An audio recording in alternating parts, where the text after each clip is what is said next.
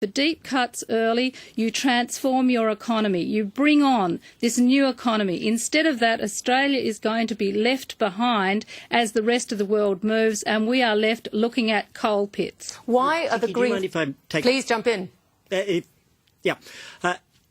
a big difference between inaction, which is unacceptable, and bad action. And bad action, which is what's being proposed here of driving up power prices, can actually halt the transition to a clean energy economy. Very quick example, one of Victoria's primary generators has pulled its funding from the Great Solar Systems program in Mildura, one of the world's great solar energy projects. The reason they did it is they were worried that they would have too high a tax burden under the emissions trading scheme, under Labor's emissions trading scheme. They needed all their capital to protect their base. They couldn't invest in the new energy. If you simply provide an incentive to change over, rather than to drive businesses into the fear of collapse, then they can deal with new energy. But the solar systems example shows how a bad design can actually hurt the clean energy economy. I wanted to ask you about what you think about what the community thinks about the climate change debate at the moment. The Lowy Institute annual survey had climate change at the top of the list 2 years ago in 2007. Greg Hunt, this year it's 7th behind issues like job security, the strength of the economy, terrorism and the threat of nuclear weapons. Why has climate change slipped? Well, I think the global financial crisis is the main reason. That's the first thing. I think that people are concerned about their jobs, and that's not just understandable, it's entirely reasonable, because if they lose their employment, as we fear under a badly designed scheme which simply sends jobs overseas, then they lose the chance to take care of their children, and they build a culture in their home which is a poor one. So it's a deep cultural concern. I think that's at the heart of it. It emphasises the reason why we are looking at a scheme which achieves the same targets but protects jobs.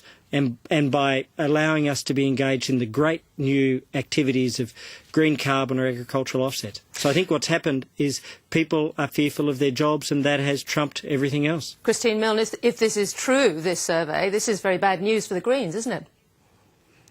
Well, I think it's actually not true, in the sense that I think part of it is because of the Rudd government's double-speak and double-think in the Orwellian sense. We have a minister and a prime minister out there telling Australians it's essential that they take action on climate change, and that the government is going to do just that, at exactly the same time as they intend to do no such thing, because this carbon pollution reduction scheme does not reduce emissions in the electricity sector for the next 25 years. So they're actually telling people one thing and doing another, and people have been so frustrated after the Howard years that they want to believe someone is doing something. And so in part it is because the government has framed the debate in such a way to give people solace, and it's actually cruel, because the reality is people are going to die in Australia this year as they did last year from heat exhaustion. We had the terrible fires in Victoria. We are already seeing the terrible human toll of climate change,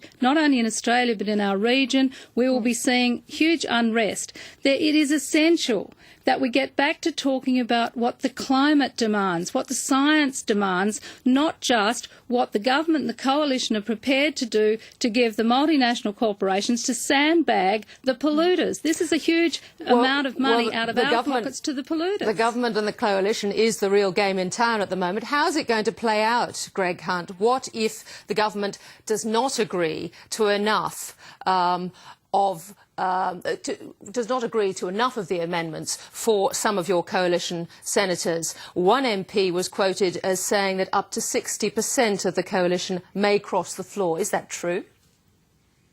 Look, these negotiations will be done in genuine good faith, but with a deep eye on jobs and electricity prices.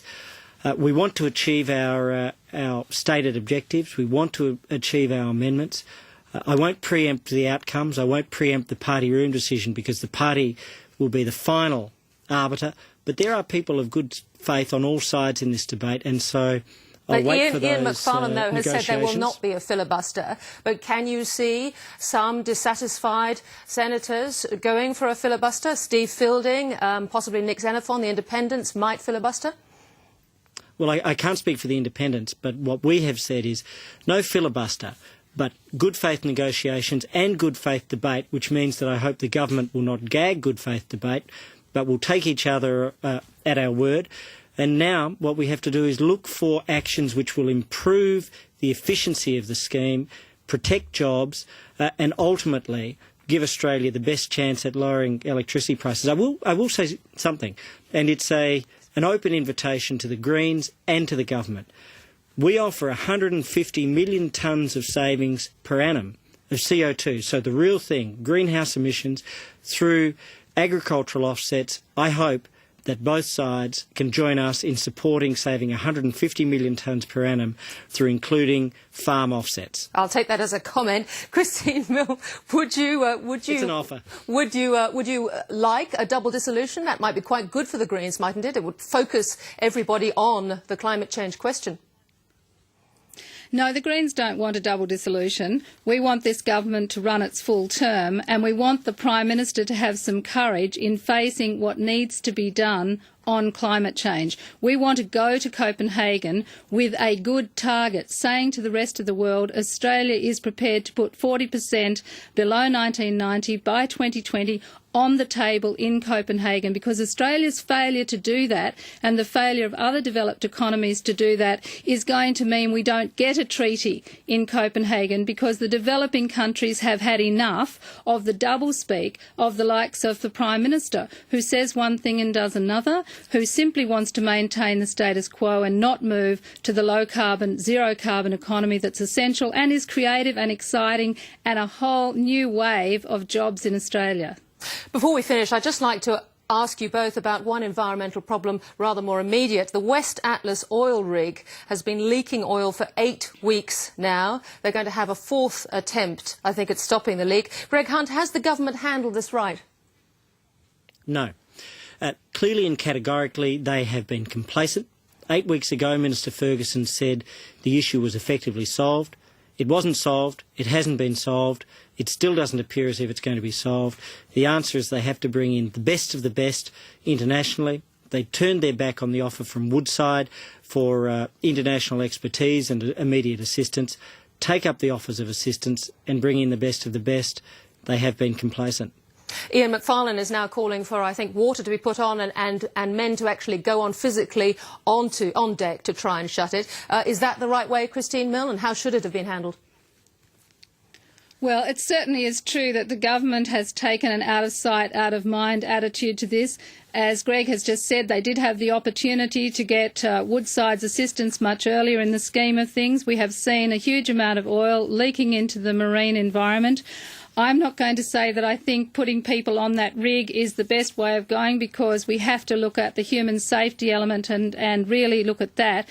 But what we should have had here is a much better plan for disaster management. But it's quite clear that the government hasn't really taken this seriously. We still don't have a proper assessment of the extent of the problem, of the spill.